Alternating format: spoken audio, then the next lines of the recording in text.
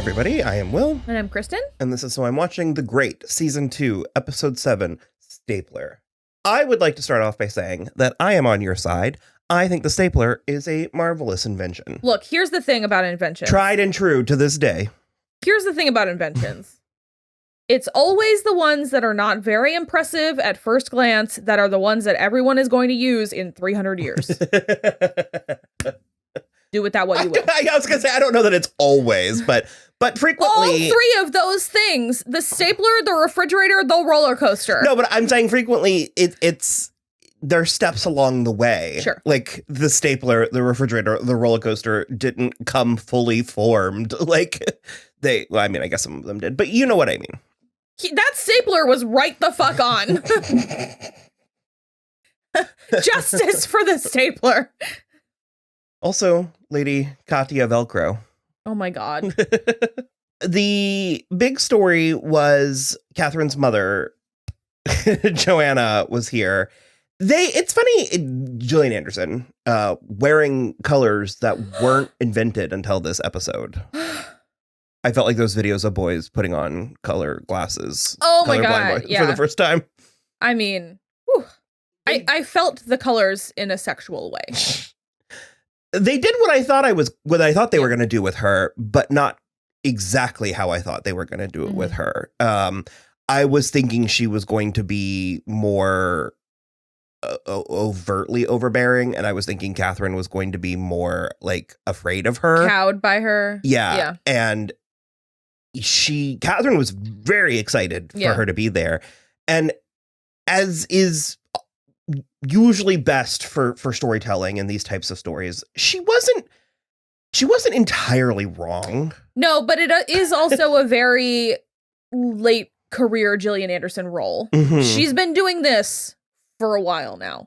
And that's not to say she's not good at it and that it's bad. It's very good. But it is, like, I have seen it before and I have seen it from her before. And so it was interesting. The most interesting part to me was the dynamic between them. And that's what I mean. Like, Joanna wasn't entirely wrong. No. Correct. Like, the things she was saying, her assessments, because one of my first notes that I wrote down. It's the same stuff that Elizabeth is telling her. Mm-hmm. Elizabeth and Joanna, while not being quick bosom friends, are both correct in the same way about Catherine and the whole deal of what she's trying to do. One of the first notes I wrote down was, I was like, this is actually a really good way to keep us on Catherine's side. Yeah. Bringing in her mother this way. But it also is sort of highlighting how, I mean, it's not lost on us that Catherine's naive. Yeah. But I think when we're seeing this plot through her eyes, we have the tendency to be like, everything's great and it'll work out. And then having someone come in and actually point out how messy things are. Yeah. And not for nothing, but I mean, the screwing over her younger sister and the French marriage that feels, I mean, I know, especially from a modern perspective, you can't, you can't throw a family away like that. But I don't know, ask whatever Chud Kushner, sometimes families can get bad reputations. We really want a place with that one. The one that married Carly Kloss? I don't know. Okay. I just made up a... There's a one that's not as bad, I think, and he's married to Carly Kloss. Also, let's all be real. The one that was supposed to marry the French king dodged a bullet. Or a guillotine. Well, because you were like, we should have sent Catherine to France. Yeah. So this is a potentially dumb question, but historically speaking, was Catherine great? Yes. Okay. Yeah. She was regarded as one of... Yes. Yeah. She does do good things for Russia, and I've been trying not to say the thing. I don't know the thing, so... Okay. She lasts a long time. Oh, I know that because Helen Mirren played her the same year. Oh, okay. Yeah. She outlives other people. Oh, okay. And she is a leader for 30 years. But I'm saying that wasn't happenstance, or it wasn't like she actually is historically she is Catherine the Great. Okay. Yeah. Okay. I didn't know if sometimes titles are ironic. No, I think hers is legitimate. So, okay. They didn't invent the roller coaster as it exists today, but the oldest roller coasters are believed to have originated from the so-called Russian mountains, specially constructed hills of ice located in the area that is now St. Petersburg, Russia. Built in the 17th century, the slides were built to a height of between 70 and 80 feet, had a 50-degree drop, and were reinforced by wooden supports. And then later in 1784, Catherine the Great is said to have constructed a sledding hill in the gardens of her palace in St. Petersburg.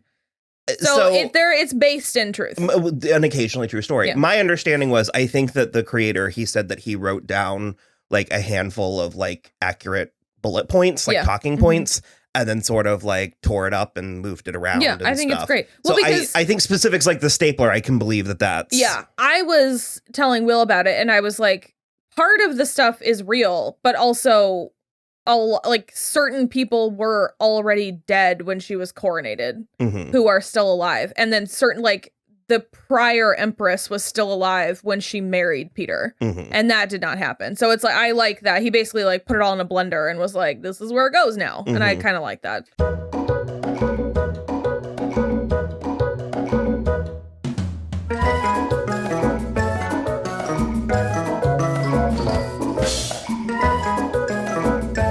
Well, and it's the kind of thing where it's like, it might be factually true, but it feels tonally true. Yeah. And if not to Catherine, this dynamic has to have played out time and time and time and time again. Oh, yeah. Because it's a phenomenon. It's a thing that we talk about a lot, where it's like, we get a sense that, like, you know, modern humans have been around for 10,000 years. And we get a sense that, like, only in the last 100 years have we gotten snazzy. And it's like, no. People acted, talked, behaved this way throughout all, like, everybody wasn't all like, oh, if only that were true. Yeah. Like, the entire, I mean, they might have said that sometimes. I'm sure.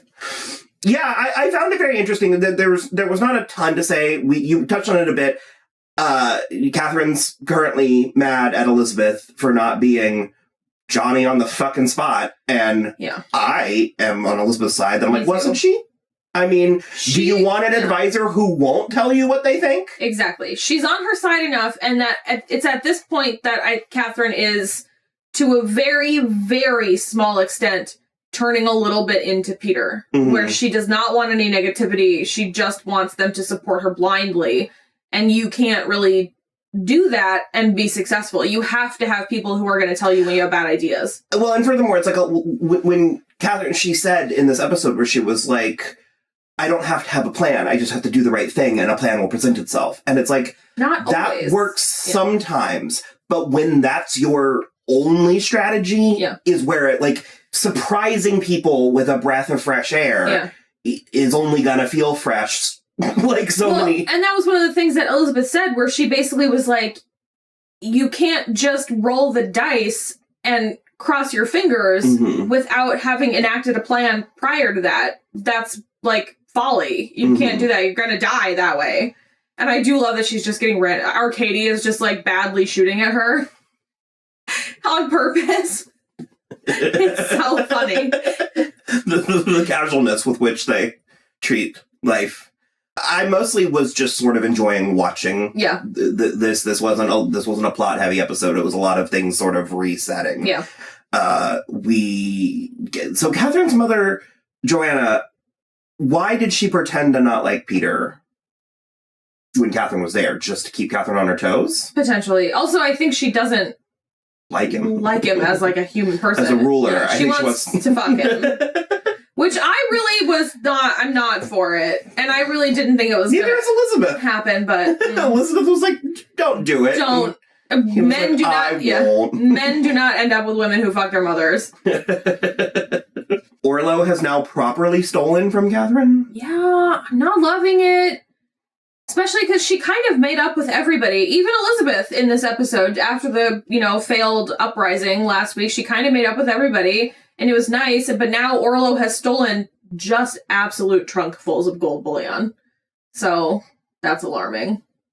And Katia knows she was there, not for the gold part, but for the blackmail. The scheming, yeah. Yeah, Uncle Varnya, I'm not in love with him. Orlo, on the other hand, has big tree trunk thighs in a way that I was not anticipating. It worked for me a little. And then we did check back in with Archie and Mariel, and it does appear that I am correct. It's more of a love the one you're with mentality from him. He wants to just fuck everybody, including the chickens in the kitchen. And Mariel. And she's like, absolutely not. She's like, that's to be expected. I'm very beautiful, but no. But absolutely not. And I was trying to remember if we actually knew any of that. I absolutely don't dislike Archie, but he is a weird... He just kind of floats on the side. He is also one of the more Russian parts of the show. So it's one of the, like, this could easily be... So what's really interesting to me, too, is it's something that they're, I feel like, not exploring, and I like the tension of it better, but, like, in real life, Catherine converted to Russian Orthodoxy. I don't know what actual, if it's, I know it's Christianity, but she converted and was extremely devout for, like, the rest of her life. So I don't want that to happen, but it is weird that they're going so far the opposite way. Mm-hmm. That's interesting to me. That is something that I guess the show is lacking, strangely, considering what a component of the show it is, but there is not a grand sweeping romance. Like, there's not this, like, slow burning, like, couple that we're trying to get together. Yeah. And I mean, I guess it is effectively Catherine and Peter, but they're so savvy that there's not that, like, star-crossed lovers thing. Yeah. And it feels odd to me. She still very deliberately does not love him. Mm-hmm. And he is sort of thinking he might love her again. Well, he's Zen now. So funny. I saw his name. John Chu is Dimitri Kang. Very funny. Especially his interactions with Gregor. Oh, man. He just fucking laid him out when he tried to confront him. It was so funny. And Gregor and Mariel did finally... We didn't even get to see it? No. Lame. I'm telling you, I was like, considering how much this show is, it's not that much. We saw boobs once in the previous episode, and then not again. Yeah. Yeah. Not before and not since. And we're pretty horned up, so. We are pretty horned up. It's a very sensual. Yeah. Sensual the fabrics alone. That purple that Gillian Anderson was wearing, and that peacock and, like, plum. There was a, like funeral of sorts for the fallen, but was there really anything other than, I guess, just like... That's sort of where she made her peace with Elizabeth, and Elizabeth was like, you know, we're all mourning all of them. You need to see this, and you need to be seen. You know, we definitely need to learn from you, but you can also learn from us. There are things that you don't know as well. Also, I learned the word rayfish, which means unconventional and slightly disreputable, especially in an attractive manner, which is how Joanna described the palace. I accept. So, okay, well, on to the next one. Yep. Bye.